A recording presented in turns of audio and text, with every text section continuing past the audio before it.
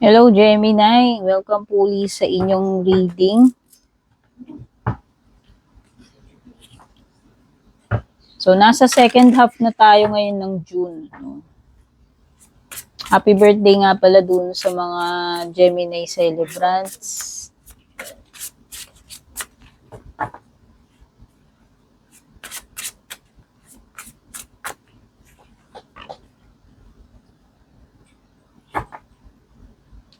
So, pasensya na po at medyo matagal bago ako nakapag-upload ng mga signs, no? Tambak po tayo sa private reading.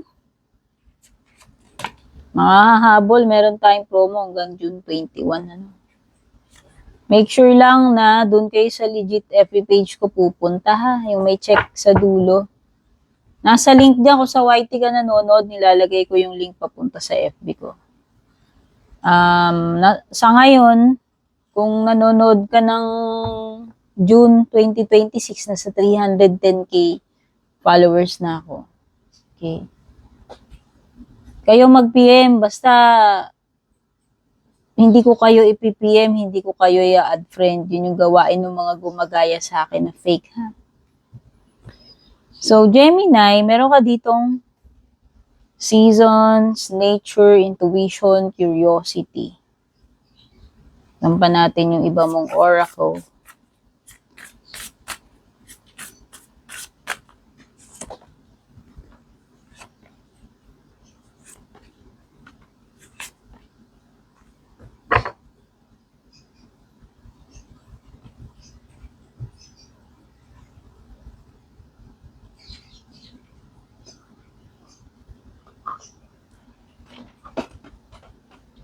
Okay, so meron ditong something na napapanahon para sa iyo, Gemini, no? Kasi lumitaw yung seasons. Ito yung cycles eh. Sorry, nawawalan ako ng boses. Ito yung mga cycles, di ba? Yung mga cycles, nagpapalit-palit. Parang mga seasons, di ba? May tag-ulan. Sa atin kasi dalawa lang, eh. Tag-ulan, tag-araw. So, yun, parang ang feeling ko, merong something na napapanahon, Gemini. Maybe, ito na yung season mo. O sa bagay, Gemini season pa rin ba ngayon? Ayan. So, kung Gemini season yun napanood to, pero meron talagang something about timing eh, na parang it's your time now, Gemini, no? Halimbawa, it's your time to explore. O, kasi meron ditong lumilitaw na nature, it could be related sa literal na nature, lugar, traveling. Meron din ditong curiosity, no? So, ang napifeel ko kasi dito kanina pa sa curiosity, napapatingin ako. Mukhang may mga gusto kang aralin, subukan, pasukin, gawin. Kasi ayan no, parang may keyhole dito eh. So, parang nakikurious ka dun sa nakikita mo, sumisilip ka, pero parang hindi enough.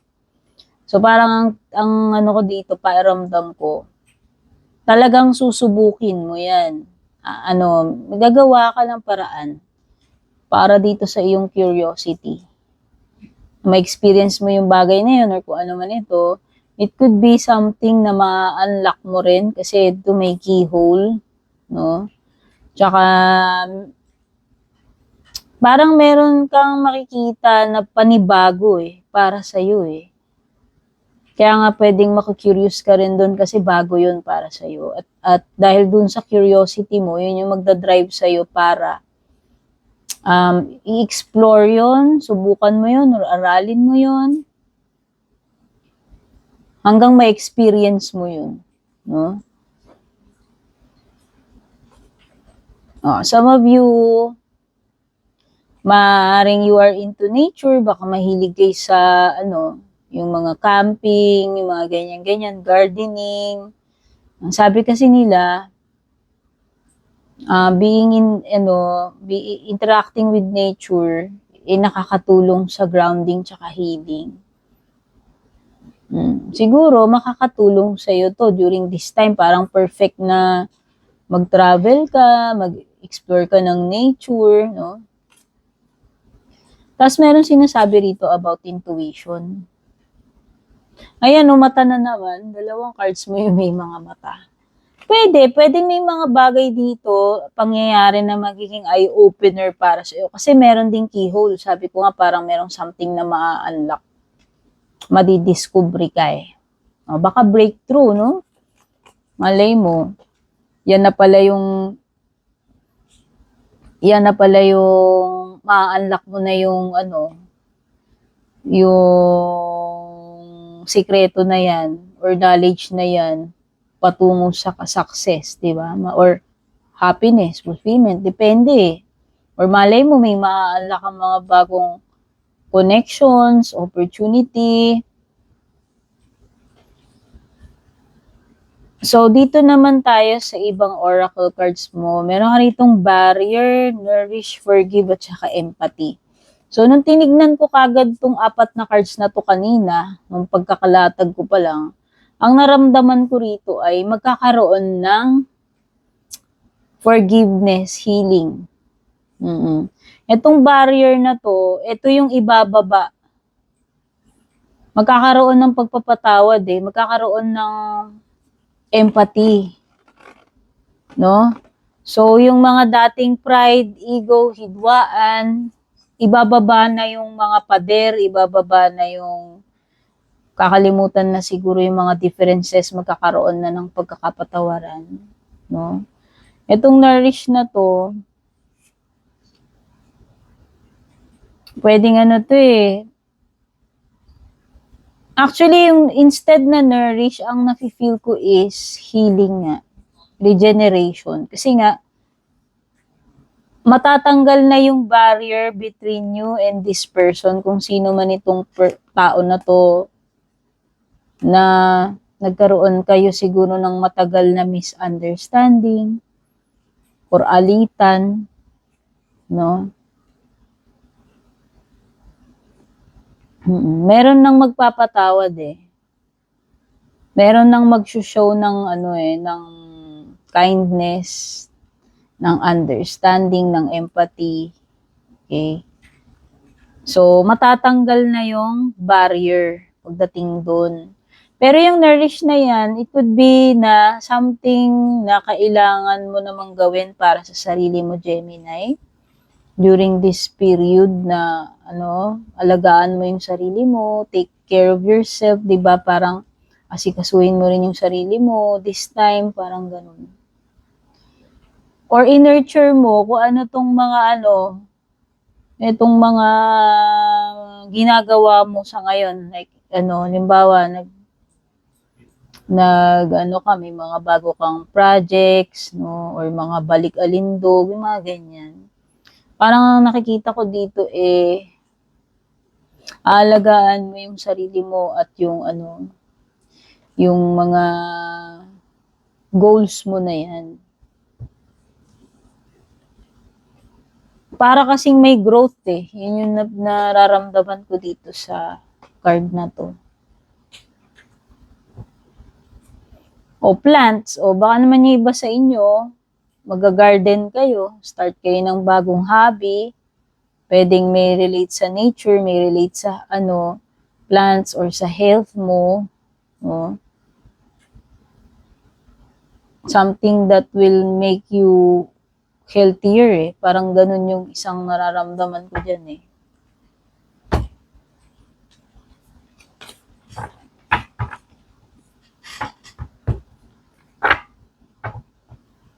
So, yan. So, sa mga blessings na marireceive mo rito, yung magkakaroon ka ng healing, manunumbalik yung dating samahan, mahihil yung mga away-away, meron kang madidiskubre, magkakaroon ng awareness, ng growth, no? Opportunity, yun yung mga nakikita ko. Tsaka yun, yung blessing mo, yung seasons, yung pwedeng may panibagong cycle na naman para sa'yo, alam mo yun, makakapagsimula ka uli, panibagong chapter, fresh. No? Tsaka season, ibig sabihin, napapanahon ka eh, pwedeng in demand ka, alam mo yun, daming opportunities, pwedeng ganun. Kumbaga, ito yung time mo, ito yung moment mo, di ba? O malay mo, ang ibig sabihin pala niyang glow up. O sabi ko nga, in demand ka, ganyan-ganyan. Baka kasi iba sa inyo, makakahanap kayo ng, para sa mga naghahanap, para sa mga curious, sabi ko nga, meron kayong matatagpuan dyan, madidiscovery, maa-unlock, diba? O, yung iba sa inyo, pwedeng opportunity yun, pwedeng bagong connection, or bagong negosyo na patok, kasi parang may timing eh. Alam mo yung synchronicity, tamang timing.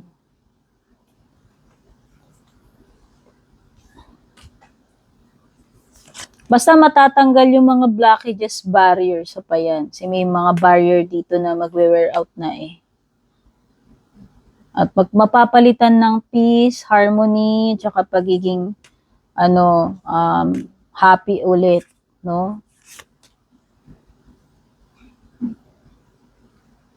Wala nang mga heavy na pakiramdam sa dibdib kasi nga mahihil na yung connection na mahihil na yung connection dyan eh.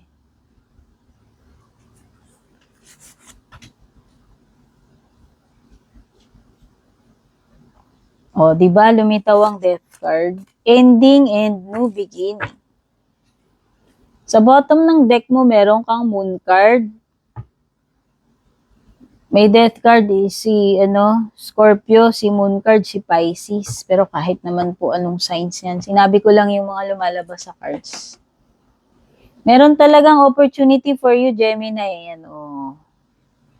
Nakakakita ako ng stability. Nakakakita ako ng bagong cycle chapter for you. Nakakakita ako na marirecognize ka. Talagang it's your time. It's your time to shine, Gemini. Hanggang sa outcome, sa pinakadulo nitong mga cards mo, you have the Two of Wands, which is growth, expansion. Ito na yung successful plans. Ito na yung road to success, kung road to success. Ito na yung pagta-travel, alam mo yon. Bakit mangyayari yan? Kasi maglalakas ka ng loob. Kaya magkakaroon ka ng growth. No? Magta-try ka na nakikita ko rito, makikurious ka nga doon eh. Tapos sakto pa, lumitaw yung seasons card na parang, timing, saktong-sakto kasi timing mo ngayon. No? Kumbaga parang Wheel of Fortune. So yan, nakakita ko rito yung mga gusto mag-travel, mag-abroad, lumipat, magkaroon ng job, magkaroon ng mga bagong opportunities, bagong kakilala. Yes, nandito yun. Nandito rin yung mga time na mabubuo uli yung mga nagkalayo-layo sa inyo. Pwedeng magkaroon ng mga reunions, no? Yung iba rito, pwedeng homecoming, pwedeng despedida, new projects, mga bagong makakasama, makakatrabaho. Yung iba, maganda rin time ito para kung mag-i-start kayo ng construction, hindi ko alam pumasok lang sa isip ko yun eh. Meron kasing mga energy ng bahay, tapos parang nagko-construct. So, hindi ko alam kung yung iba sa inyo, nagpaplano ba kayo kung kailan kayo mag-start ng pagpapagawa ng bahay. Baka yan na yun. Kasi magiging successful yung mga projects mo, collaborations mo, no? Successful din when it comes to communication. Kaya kung may mga transactions kayong gagawin, hindi ka mahihirapan, walang pagbagal dito. Ayan, no? Wala kang nakikitang pagbagal eh. Puro, mabilis, ayan. Forward movement to. So, ayan. Ang ganda. Dami mong blessings, Gemini. Yun lang magkaroon ka ng healing eh. Sa mga tao or healing ng mga connections, napakalaking blessing na yun. Kasi, mahirap yung may kaaway, mahirap yung merong kang kasamaan ng loob, di ba? So, yun pala, napakalaking blessing na yun. May mga bagay talaga mare-reveal dito. Sabi ko nga may ma-unlock, madidiscover, may breakthrough, moon card reversed. Tapos na yung mga tapos na yung mga panahon ng kadiliman, tapos na yung panahon ng uncertainty. Magiging clear na yung isip mo, magiging clear na yung path para sa'yo. So, mas madaling mag-navigate. Mahihit mo yung mga tina-target mong goal. Makaka-receive ka ng recognition, award, merit. Ayan. Andyan din ang mga proposal sa'yo, in love, in career, or business man yan. Nandyan yung successful partnership, successful relationship, pagpasok sa um, relationship, no? Ang ganda ng mga card mo, promise. Especially dun sa mga plano mo, magtatagumpay ka. Ayan ang stability, oh. Yung mga nagpaplano dito ng marriage, oh, ayan na. Proposal, engagement, pagpapakasal, building your empire, expansion. Ano pa ba? Wala na akong masabi, puro success. Oh, ito, triumphant ka, successful ka eh.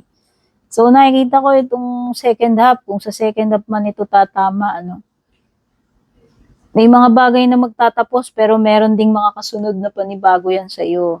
Transitioning ka na. Okay?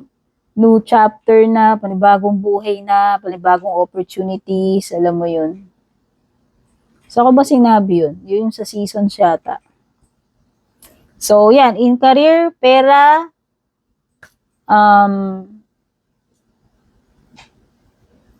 sa trabaho, sa business, okay.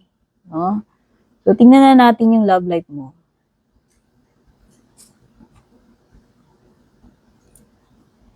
Sa love life mo, sabi ko nga, parang may proposal, o baka may magtatapat, baka meron ng mag-aalok sa'yo ng commitment, or engagement, or kasal. Ayan eh. May mga preparations na ako nakikita rito eh. O yung iba dito, pwedeng something na related sa pagpapamilya na talaga, pagsasettle down, pagbili ng bahay, magsasama na, yung mga ganyan. Pwede rin naman may pagmamigrate, pagta-travel dito. Most likely, wala kang magiging problema when it comes to relationship. Wala. Ang nakita ko lang dito, pwedeng may mga maiinggit sa'yo kasi parang nakikita ko lahat ng magagandang bagay, mga blessings, sunod-sunod, sabay-sabay. So, pwedeng may mga tao dito siguro na inggit sa'yo, hindi ko alam kung sa workplace ba yun o kung saan. Oo.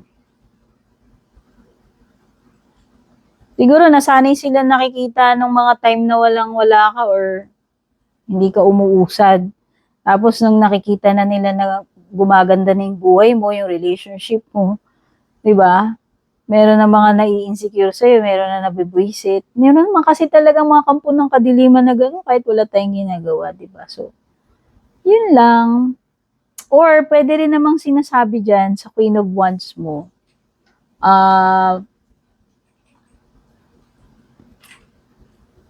wag kang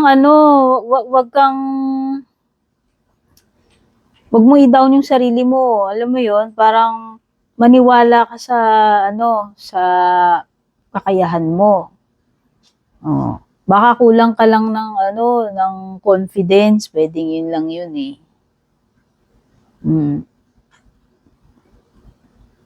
Huwag kang mahihiya, alam mo yun. Huwag kang mai-intimidate, yan. Pwedeng ganun yan eh. Ano ka lang, maging confident ka lang, pwedeng yun. Kasi baka mahiyain ka or nai-intimidate ka sa iba. No? Maano kasi yun eh, makakapagpabagal, blockage yun pagka ganun. Instead na maging mabilis yung growth mo. So overall, sa relationship, wala akong nakikitang pangit, no?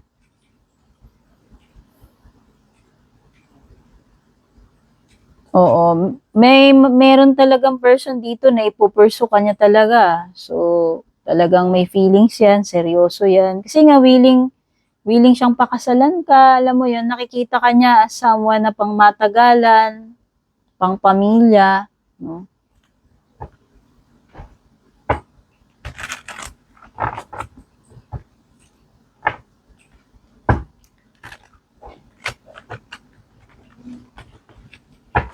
Hindi lang pang pamilya, pang sports.